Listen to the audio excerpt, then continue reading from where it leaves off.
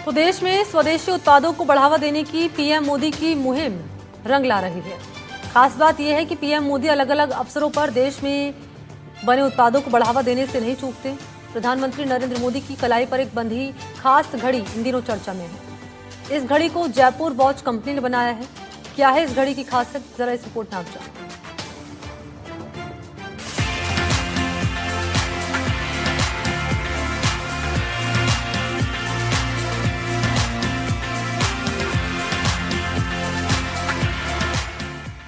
स्वदेशी उत्पादों को बढ़ावा देने के लिए कई तरह की योजनाएं चलाई जा रही हैं। साथ ही साथ लोगों को जागरूक करने का भी काम लगातार होता रहा है और हमारे प्रधानमंत्री नरेंद्र मोदी भी लगातार इन उत्पादों को बढ़ावा देने की बात करते नजर आते हैं।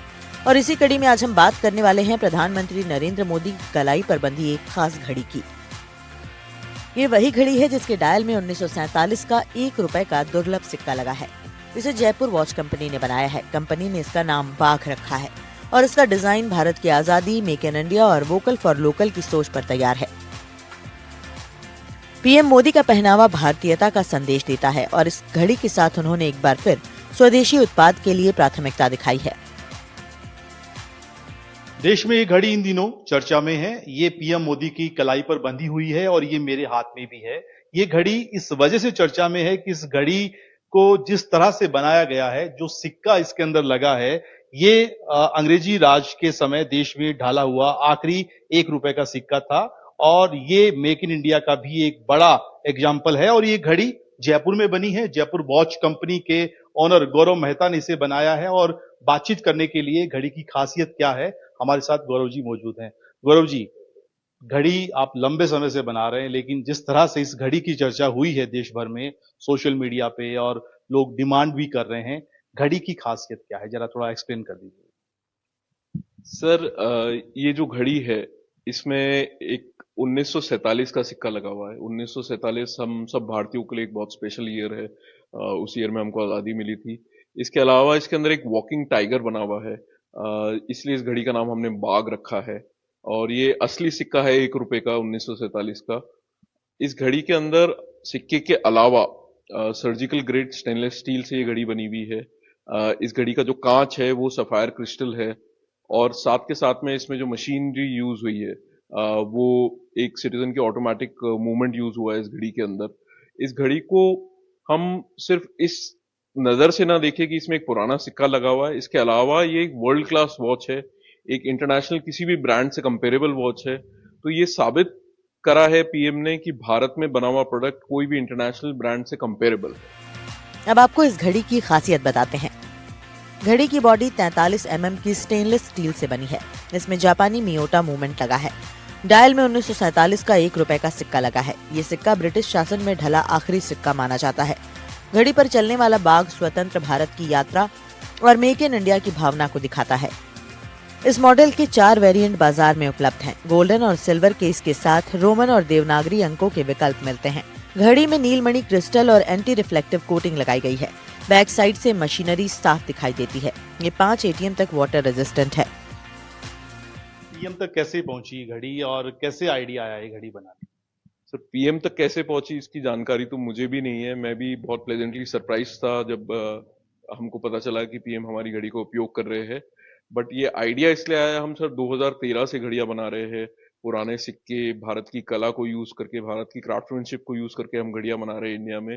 और जब भारत की 75 ईयर्स ऑफ इंडिपेंडेंस का सेलिब्रेशन हो रहा था 2022 में, तब हमने इस घड़ी को लॉन्च किया था। और रीजन यही था कि 1947 का जो सिक्का है उसको हमको हाईलाइट करना था कि 1947 हमारे लिए एक बहुत स्पेशल ईयर है। लेकिन मोदी जी से मुलाकात आपकी पहले हो चुकी है। मैं 2019 में मिला था मोदी जी से।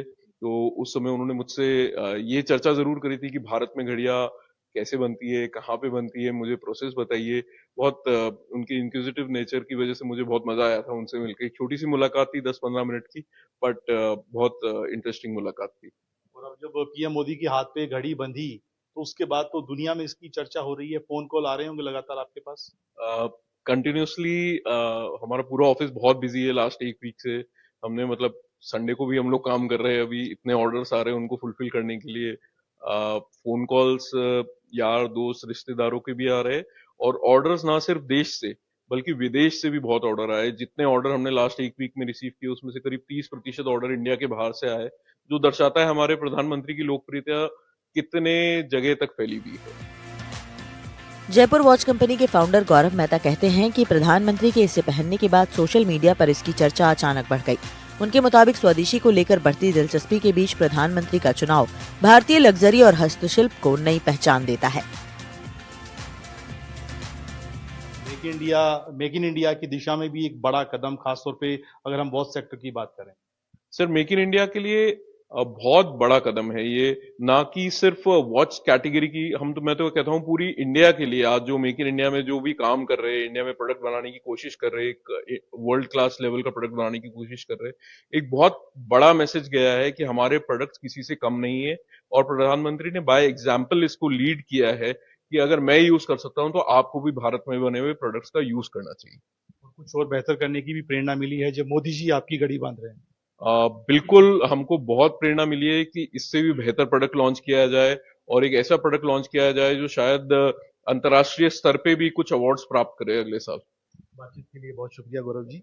सुशांत पारिक, एनडीटीवी, जयपुर।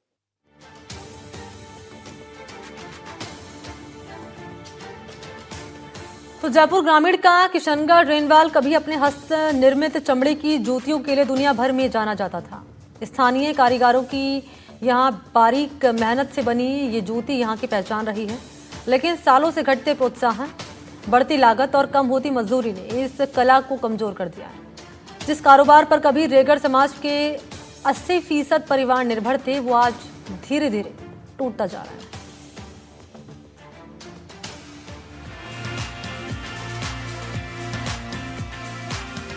किशनगढ़ रेनवाल की जूतियां कभी राजस्थान की विरासत मानी जाती थी, लेकिन अब ये परंपरागत कला संकट में है। सरकारी सहयोग की कमी और कमाई न के बराबर होने से कारीगर तेजी से पेशा बदल रहे हैं। कारीगरों का कहना है कि थोड़ी सी सराहना और प्रोत्साहन भी मनोबल बढ़ा देता है, लेकिन पिछले कुछ सालों में न तो बाजार का विस्तार हुआ है और न ही सरकारी मदद मिली। ऐसे में कला से जुड़े लोग खुद को उपेक्षित महसूस कर रहे हैं। देखिए, मैं 35-36 साल से जूते का काम कर रहा हूँ और रेगुलर ही कर रहा हूँ। इसमें क्या था कि पहले तो क्या था कि मजदूरी अच्छी मिलती,